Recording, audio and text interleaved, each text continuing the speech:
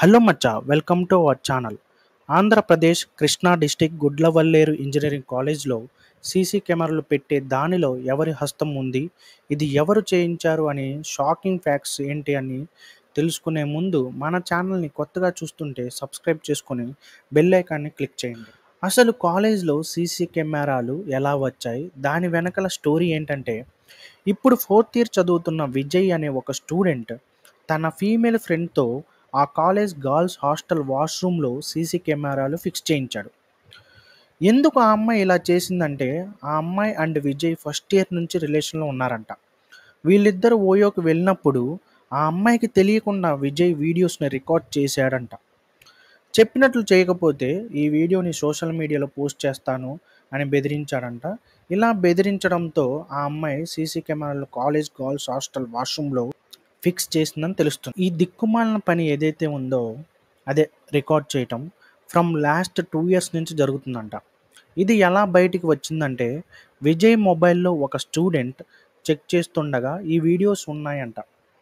ఆ వీడియోస్లో తనకు తెలిసిన ఒక అమ్మాయి ఉండటంతో విజయ్ని బాగా కొట్టి అసలు నిజం తెలుసుకున్నాడు. ఆ స్టూడెంట్ వెళ్ళి వెంటనే కాలేజ్ ప్రిన్సిపల్కి చెప్పడంతో యాక్షన్ ఏం తీసుకోలేదంట. తీసుకోకపోగా ఈ విషయం బయటికి వస్తే డ్రగ్స్ కేసులో ఇరికిస్తానని బెదిరించాడంట. అయినా ఆ స్టూడెంట్ ఏమాత్రం భయపడకుండా కాలేజీలో ఉన్న తన ఫ్రెండ్స్కి అలా చెప్తూ మొత్తం తెలిసిపోయిందంట. 29th ఈ విషయం మొత్తం కాలేజీలో ఉన్న స్టూడెంట్స్ అందరికీ తెలియడంతో వాళ్ళు ప్రొటెస్ట్ చేయడం స్టార్ట్ చేశారు. అయితే ఎంత ప్రొటెస్ట్ చేసినా కాలేజ్ మేనేజ్మెంట్ మాత్రం నిమ్మకు నీరెత్తినట్లు ఉంది.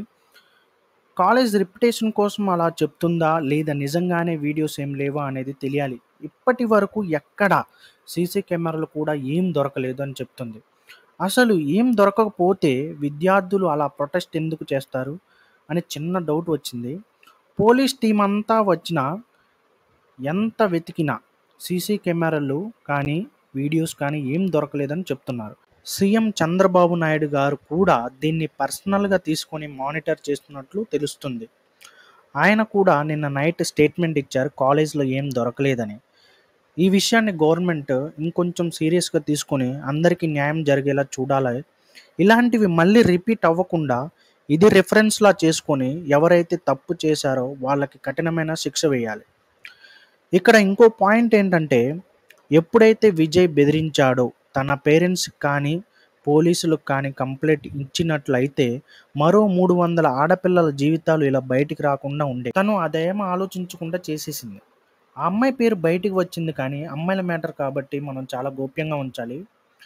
అమ్మాయికి పొలిటికల్ బ్యాక్గ్రౌండ్ కూడా ఉందని వార్తలు వస్తున్నాయి. హాస్టల్ గర్ల్స్ అందరూ ఈ అమ్మాయే సీసీ కెమెరాలు పెట్టిందని అమ్మాయి దగ్గరికి వెళ్ళి ప్రొటెక్ట్ చేస్తుంటే తను అందరికీ మిడిల్ ఫింగర్ చూపించిందంట. చాలా షేమ్ అసలు. ఇంత యాటిట్యూడా? ఖచ్చితంగా ఇలాంటి వాళ్ళకి శిక్ష పడాలి. ఇలాంటి ఘటనలు చాలా చోట్ల జరిగాయి. ఓయో రూమ్స్లో సీసీ కెమెరాలు పెట్టి అమ్మాయిలను బెదిరించడం ఇలా చాలా జరుగుతున్నాయి కూడా. అమ్మాయిలకి నేను చెప్పే సజెషన్ ఏంటంటే, మీ బాయ్ ఫ్రెండ్తో కానీ బాయ్ బెస్టీతో కానీ చాలా జాగ్రత్తగా ఉండండి, దూరంగా ఉంచండి కొంచెం. ఈ వీడియో కేవలం అమ్మాయిల ప్రొటెక్షన్ కోసం చేశాను. కుదిరితే అందరికీ షేర్ చేసి కేర్ఫుల్గా ఉండమని చెప్పడం మన రెస్పాన్సిబిలిటీ.